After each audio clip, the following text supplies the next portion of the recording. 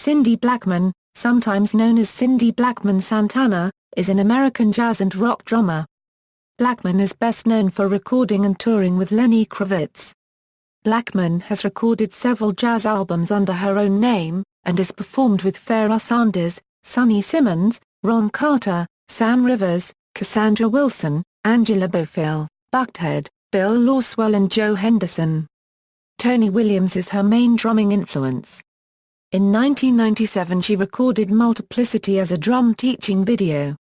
To me, jazz is the highest form of music that you can play because of the creative requirements, says Blackman. Blackman is married to rock guitarist Carlos Santana.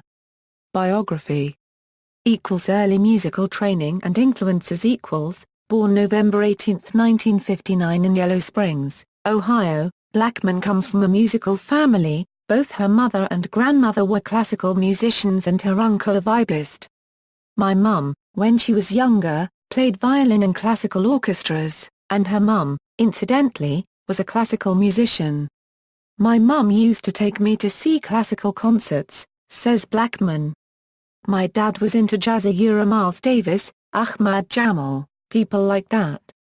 Blackman's first introduction to the drums happened when she was 7 years old in her hometown of Yellow Springs, Ohio, and attending a pool party at a friend's house. She went to use the bathroom and saw a drum set and just hopped onto the set. It was incredible, says Blackman. Just looking at them struck something in my core, and it was completely right from the second I saw them, says Blackman. And then, when I hit them, it was like, wow, that's me. That's completely natural for me. It's like breathing for me. It didn't feel awkward at all.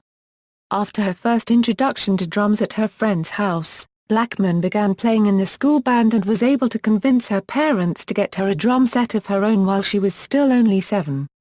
Of course those would be broken up in a matter of days, Blackman says. The only thing I heard at home was, we don't know if you can play drums because 1, they're noisy, and 2, they're very expensive. Some people ask why she didn't study violin or flute like other girls. I learned very early on when I was 13 that when I concentrate on those attitudes, I don't make progress for myself, says Blackman. If they're not paying my mortgage, I don't care what they think. Influences. When Blackman was 11, she moved to Bristol, Connecticut and studied at the Hart School of Music in Hartford, Connecticut. Blackman began to have an interest in jazz at age 13 after listening to Max Roach and got her first professional drum kit set at 14. Jazz was the thing that was most intriguing because of the challenge that was involved, says Blackman. When I was shown that the drummers on these records were playing independently with all 4 limbs, I was like, really? Is that what they're doing? Is that what Max Roach is doing on that record? Oh. Okay. Drummer Tony Williams was an early influence. The first drummer I ever saw, where I got to feel the impact up close, was Tony Williams, Blackman said. When I was 16, Tony came to my local drum store with a bassist and did a drum clinic that left a powerful impression on me. And that's what I thought drumming should be. Drummers should have a lot of impact and a great sound, without being limited to a conventional role in the band. The drums should speak just as freely as anybody. Blackman says that the way that Williams used all 4 limbs to attack the drums strongly influenced her. I just loved everything about Tony, says Blackman. To me, not only was he a master technician, a master drummer, the innovator of the age, but also, he was a sound innovator. He had so many things that elevated the sound and the level of skill required to play this kind of music. But although Blackman is sometimes referred to as a disciple of Tony Williams, she follows her own path. On the one hand, it doesn't bother me at all to be associated and in line with a master of the instrument like that. Okay, I might not be where I want to be, but I'm on the right track, says Blackman. On the other hand, I don't plan on being a clone. What I'm doing is always looking to expound on something that he's done, or push the music in a different way. Blackman moved to Boston to study at the Berklee College of Music with Alan Dawson, one of Tony Williams' teachers. Alan's method was incredible in terms of getting your independents together, Getting your hands together, says Blackman. Arrival in New York. While she was at Berkeley, a friend recommended her for a gig with the Drifters, so Blackman left college after 3 semesters and moved to New York City in 1982. Blackman worked as a New York street performer but also got a chance to watch and learn.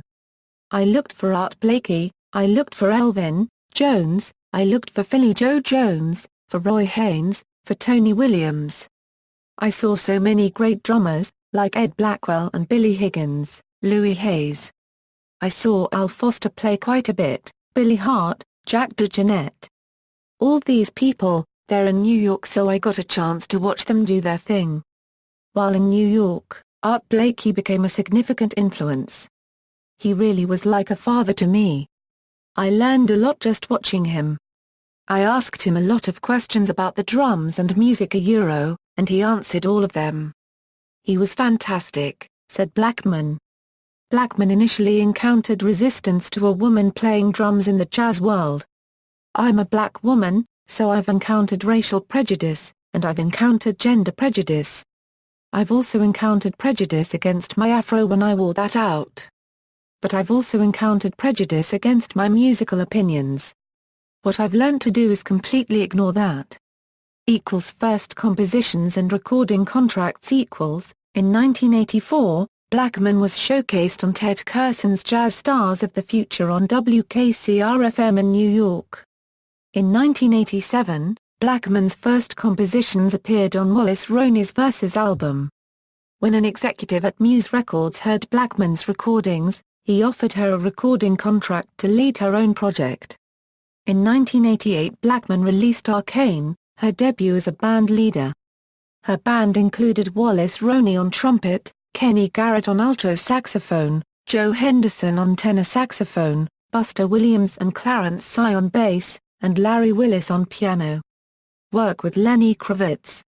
In 1993, Blackman had an opportunity to work with Lenny Kravitz. From New York, Blackman talked over the phone with Kravitz in Los Angeles, and played drums for him as he listened. Kravitz immediately asked Blackman to fly out to L.A. Lenny asked me, "Can you play something for me over the phone?" Blackman says. So I put the phone down and I started playing something like, "Boosh bat bat, boosh bush boosh bat," and I went back to the phone and I said, "Can you hear that?" He said, "Yeah." "Can you fly out to LA right now?" I flew out the next morning. While I'm downstairs waiting for the instruments to come from the studio, these people started coming in. First 12, and then like 30 more. I was like, whoa, this is an audition. I ended up playing, and instead of staying for 1 or 2 days, I stayed for 2 weeks and did the first video that I did with him, Are You Gonna Go My Way? Apart from 2004, I played with him ever since. Blackman had previously only played jazz shows and was unprepared to play for an entire arena. The first time I played in a really large concert with Lenny was at an outdoor festival called Pink Pop. We played for like 70,000 people. It was in the summer, so most people had just t-shirts or tanks. A lot of guys had their shirts off, so you just see skin and hands and they're doing this wave thing. I almost lost it, my equilibrium was teetering. I wasn't used to seeing that many people. I was disoriented. I just had to stop looking and start focusing. Blackman's work for Kravitz is primarily as a touring drummer, to support Kravitz in live concerts. Kravitz usually plays his own drums when recording his albums. The only Kravitz song that Blackman recorded in the studio is Straight Cold Player from the album 5. Blackman says that playing with Kravitz and playing jazz are different. My job with Lenny is a different thing. My job is to play a beat for hours, and make it feel good, and add some exciting fills and exciting colors, when it fits tastefully, Blackman says. My job in my band or in a creative situation is a totally different thing. We may start with a groove that feels great, I may play that for hours too, but I'm going to explore and expand and change that, play around with the rhythm and interject with the soloists. I like dance music and I like making the music feel good, says Blackman. To drive an audience of 100,000 into complete oblivion by playing a groove so strong. I love doing that. I love the chance to show versatility." In an article published May 1, 2004, NPR reported that Blackman had left Kravitz's group to focus on her own music. "I love danceable music, and I love big fat beats, and I really dig rock and roll," says Blackman. "But jazz is my heart, it's my love, and I've never left jazz in mind or spirit." In 2014, Blackman returned to touring with Lenny Kravitz in support of his 10th studio album, Strut. Return to Jazz.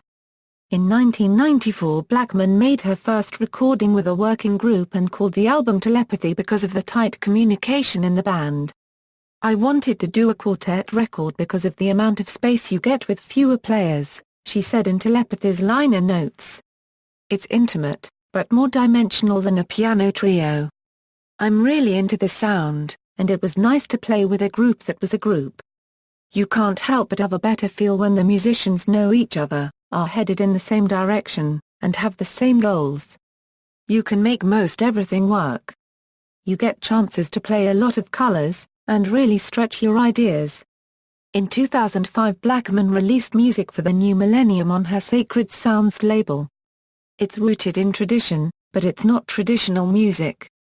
It's explorative, very creative, very expressive, and we really try to expand any ideas we have. That everything is played over the forms, but we like to stretch it, and really see the colors and make the music grow and move," says Blackman. "We experiment but it's never free. Everything is written out. I have charts for all the songs. We expand on what's there, and stretch harmonics and note choices." Blackman continues to make her home in Brooklyn and New York City. "It's always such an amazing place, with every level of musical accomplishment. You can see complete beginners and you can see innovators. That's why I live in New York. Not only is it tough, but all the greatest people have come through New York," says Blackman. Blackman prefers to play jazz in small, intimate clubs. "It's an acoustic situation. You are close-knit and you are creating 100% of the time so to me it just doesn't really get any better that." Blackman also travels extensively conducting drum clinics. In September 2007, she made a tour of South America, teaching clinics in Argentina, Chile, and Brazil, and on November 30, 2007, Blackman and her quartet performed at Art After 5 at the Philadelphia Art Museum. In 2010 she released a first tribute album to her mentor and dominant inspiration Tony Williams.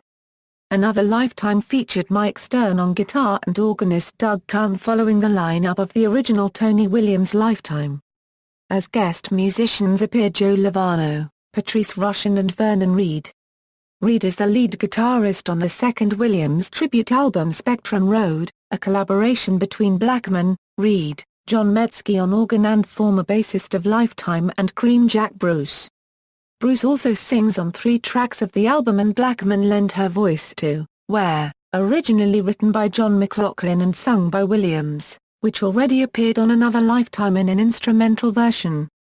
She appeared at the 2011 Monterey Festival, Switzerland, playing drums for husband Carlos's one-off reunion with John McLaughlin, after which she helped mix the sound for the video. Musical goals and personal life. Blackman says her goal is to become a musical virtuoso. "I want to become a virtuoso," says Blackman. "To me, virtuosity is the ability to say anything on your instrument you want to at any given moment." Blackman describes her music as completely creative. "I want to push the envelope. I want to really expound on some concepts that, to me, are the highest in the improvisation of music," says Blackman. Blackman loves jazz and wants to delve into its intricacies. "Oh my gosh, it's the best thing in the world," says Blackman.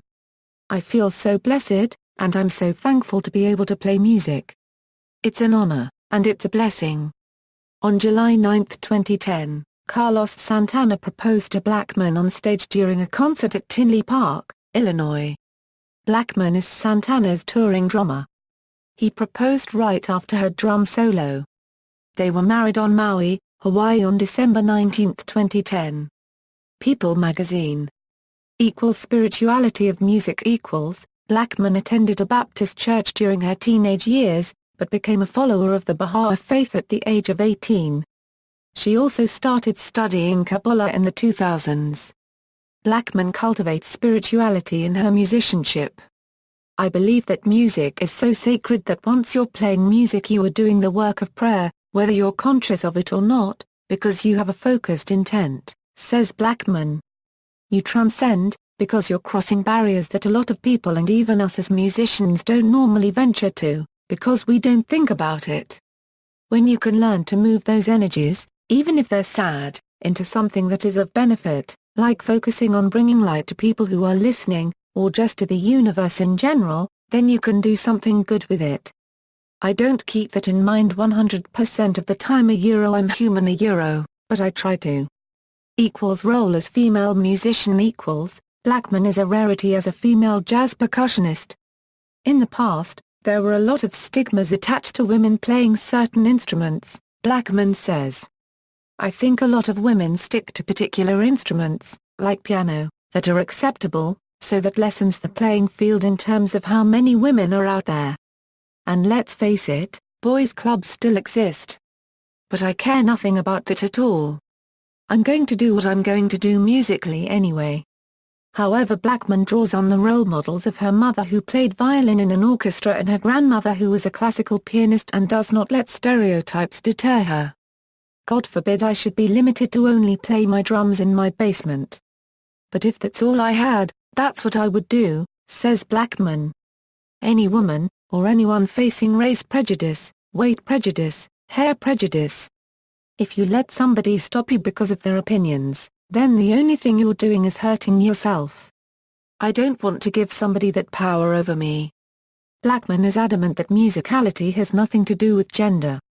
The gender question is not even worth bringing up because the drums have got nothing to do with gender, Blackman says. I'm there because I love to play music. And I'm in support of anyone who wants to play the instrument. I wouldn't care if Art Blakey was pink with polka dots and wearing a tutu. I wouldn't care if Tony Williams was green. There are people who have opinions about whatever and whoever, in terms of gender, in terms of race and weight, hairstyle, religion, says Blackman. But to me, your personality influences what you play and what you do, but everything else is for you to develop and to nourish and to take further, and that's where I'm at. In terms of my goals, me being a female drummer has nothing to do with anything except for the fact that I wear bras and panties and guys don't. Discography, Trio +2 with Santi Debriano, David Fuckinski plus Greg Osby and Jerry Gonzalez, Code Red with Steve Coleman, Wallace Roney, Kenny Barron, Lonnie Plaxico, Arcane with Wallace Roney, Joe Henderson, Kenny Garrett, Larry Willis, Buster Williams, Clarence Sy, Telepathy with Antoine Roney, Jackie Terrison, Clarence Sy, The Oracle with Gary Bartz, Kenny Barron, Ron Carter, In the Now with Ravi Coltrane, Jackie Terrison, Ron Carter, Works on Canvas with J.D. Allen III, Carlton Holmes, George Mitchell, A Lil Something Something The Best of the Muse Years, Someday with J.D. Allen III, Carlton Holmes, George Mitchell, Music for the New Millennium with J.D. Allen III, Carlton Holmes, George Mitchell, Another Lifetime with Mike Stern and Doug Kahn featuring guests Joe Lovano, Vernon Reid, Patrice Rushen, Benny Rietveld and David Santos, Spectrum Road with Jack Bruce, Vernon Reid and John Metzger. Citations. External links, official website.